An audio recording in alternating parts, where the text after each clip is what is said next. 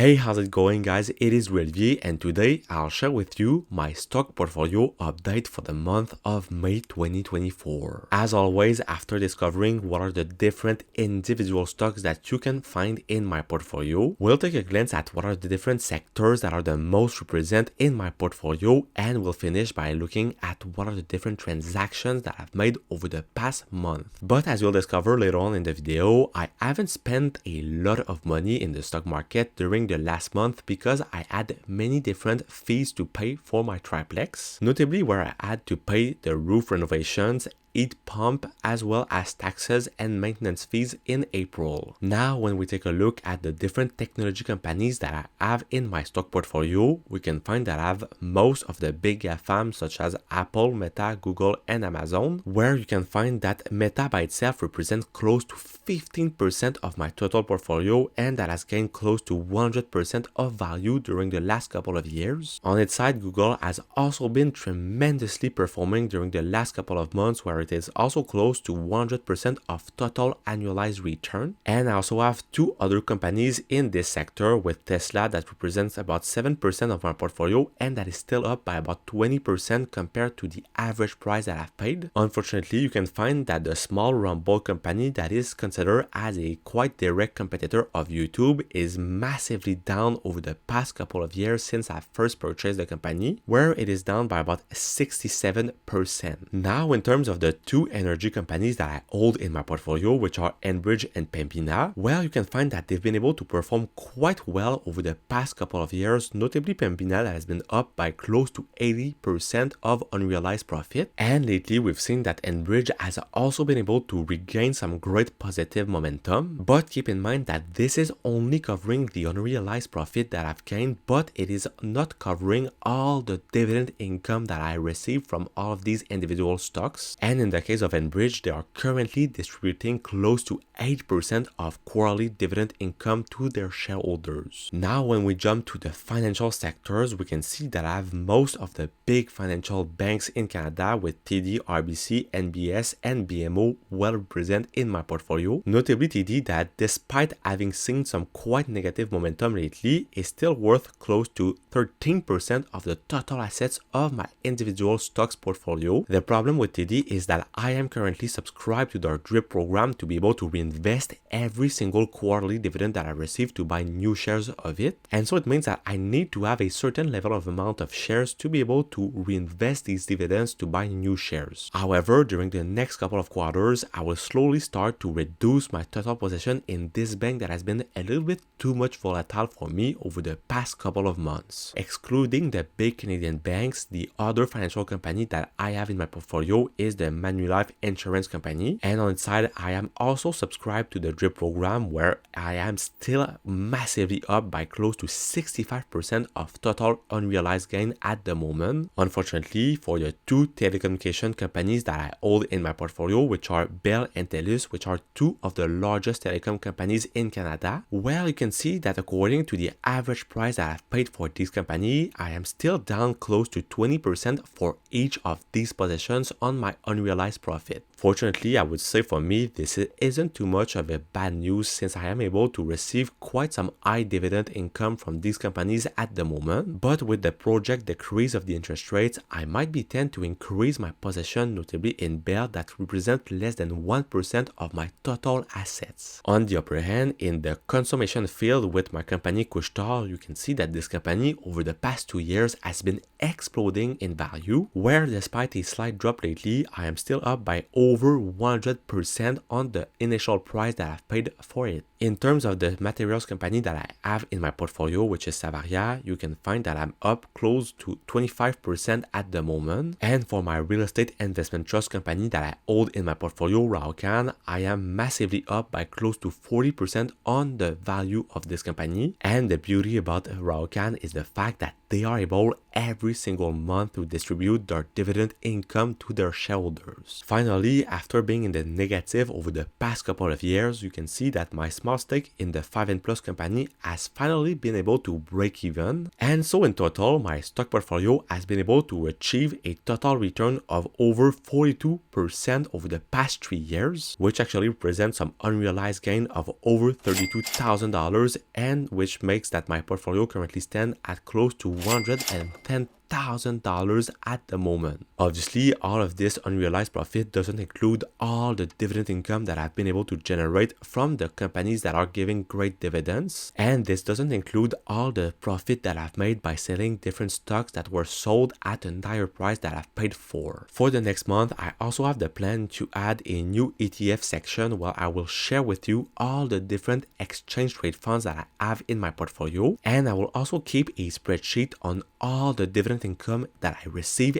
every single month. Now, in terms of the sectoral distribution of my portfolio, we can find that with no surprise, the technology sector comes as the largest sector by far with close to 45% of my assets. And then we can find the financial sector with close to 26% of it. And after, we find other smaller sectors. For example, we have the real estate sector with slightly less than 10%, which is then followed by the energy sector, the communication sector, the consumption sector, as well as the materials sector. And finally, for the transactions that I've made during the past month, you can see that I've sold all my shares of Shopify for a total return of $2,040. And so in total, I've made some profit of close to $400 on this sale. This transaction was mainly justified by the fact that I wanted to have a little bit more liquidity ready for my real estate, and it is why I've decided to sell all my shares of this company. But for the next month, my goal will also be to reduce my total position in other different companies, for example the TD Bank that has a little bit too much of my assets at the moment, and I also want to start to rebalance my overall portfolio to have a little bit more exposure to wider ETFs and more liquidity ETFs as well. But now on your side, if you're looking to find what are the most undervalued stocks that you can have on your watch list for the next month of May 2024, well, check out the video that's gonna be right over here, and I will see you soon. Peace.